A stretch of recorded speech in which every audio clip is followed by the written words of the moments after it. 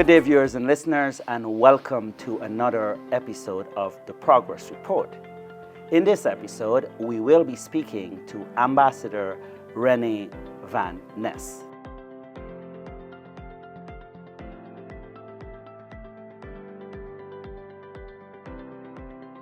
This mission was the very first trade mission that the EU organized to Guyana. And we tell the companies, we will ask you 6 months, 1 year later, how things are going. They basically have to commit to keeping us informed. So it's part of how we organize those missions. And these missions, we organize them very closely with the Guyanese counterparts, with the Georgetown Chamber of Commerce, with the Private Sector Commission, with Go Invest, with the women chambers. These are absolutely crucial. So we prepare that well with these excellent local actors. And so now that we are sort of half a year down the line, we have a pretty good feeling of what happened during that mission. This mission led to half of the participants having what they call leads. So they're talking to each other. They have identified business partners and they're exploring with each other, what can we do together? Can we start to think about a joint venture? Can we invest in Guyana? Half is a very good score for a trade mission. A big French delegation, a big French mission with companies like Airbus. That is a very significant company, of course, and a major competitor of Boeing. So they're here now, this mission, and it is partially the result, a consequence of that very first trade mission that we had in November.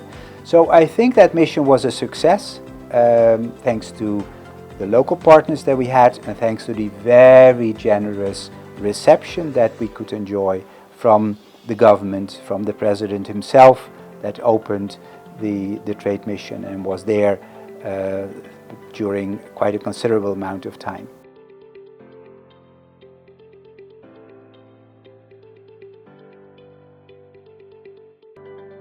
I could not think of a better place this time than Guyana. If you want to demonstrate what your ambition level is, what it is to offer opportunities to foreign investors, then of course Guyana sets a great example.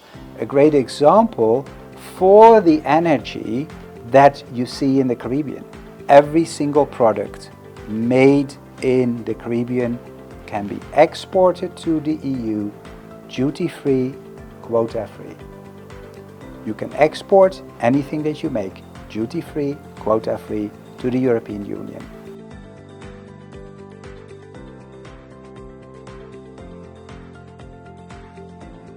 The EU is a global leader in responsible use of ICT for growth.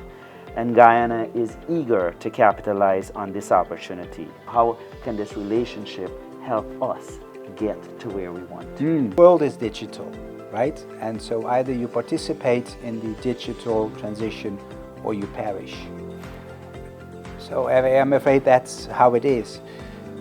So the EU has a very ambitious program, a partnership between the countries of Latin America and the Caribbean and the EU on the digital transformation. And it's called the Digital Alliance. And I can share with you that Guyana very recently has decided to join the Digital Alliance. So they will join 16 countries in Latin America and the Caribbean in this alliance, which will make available a lot of technical expertise, a lot of funding, a lot of policy discussions between the countries on how you use the digital transition in a responsible way.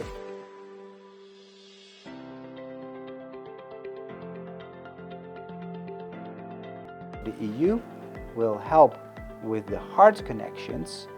For example, we have a cable that runs from Portugal to Brazil. It's called the Bella cable. It's a physical cable. And now that Bella cable will branch off and will go to French Guyana and runs in front of the coast of Suriname and Guyana and will go up.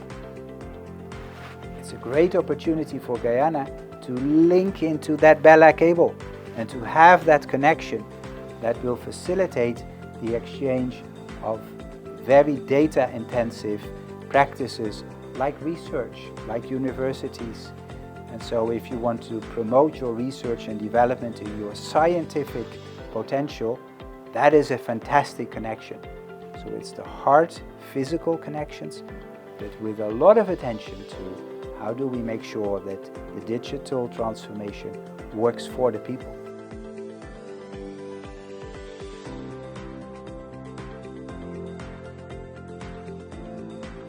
The Global Gateway is a new way of, almost a new way of thinking, a new way of cooperation, where in the past we would finance a project, and the project would be €5 million, a bridge, a school, a piece of infrastructure.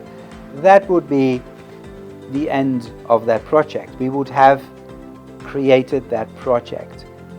The Global Gateway is all about making partnerships with the private sector. Can we invest in, for example, creating this regulatory environment for the pharmaceutical sector, and through that attract investments of €50 million from the private sector. And of course we don't mind if that is the European private sector. So that new way of thinking, called the Global Gateway, is really starting to become effective everywhere. So in every single country where we apply this. So that's over 145 countries in the world.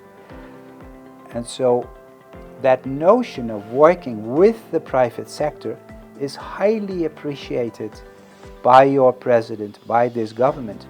They fully buy into that idea because that comes very natural to them. That is what they do. They work very closely with the private sector to drive economic growth in Guyana. So this is a model that we're using here as well. And in consultation with the government, we are identifying projects where we will try to promote this way of working. Pharmaceutical, I already mentioned. Forest is another example. So we, for example, now working with the private sector in Guyana to see if we can create value added on forest products. On your wood, for example, on timber. Can you create a furniture industry in Guyana? So we are working now with a number of private sector players in Guyana to see if we can bring them, for example, to Sweden, where you have a very rich furniture making industry. What can they learn from that, and can we maybe bring Swedish manufacturers to Guyana to look at the opportunity to open or to establish a furniture industry here. So that is a very concrete way of working, that where we believe that it works for the country, it works for the private sector, it will create employment, and of course we will do everything to make sure that that is a sustainable way of working together.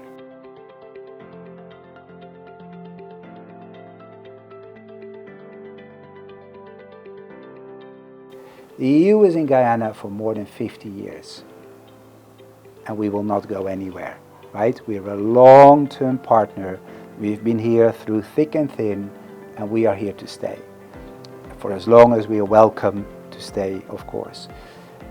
And so we are looking at instruments like I explained, like the Global Gateway, but we're looking in other tools as well. Can we look at not only carbon credits, can we look at biodiversity credits? Can we look at debt for nature swaps? Can we look at green bonds? Can we look at blue bonds? There's so many tools that we can look at that will, in a more modern, in an innovative way, supporting Guyana on the path that it is walking. Thank you for joining us on the Progress Report. Until next time, I am Vivekanand Rajkumar.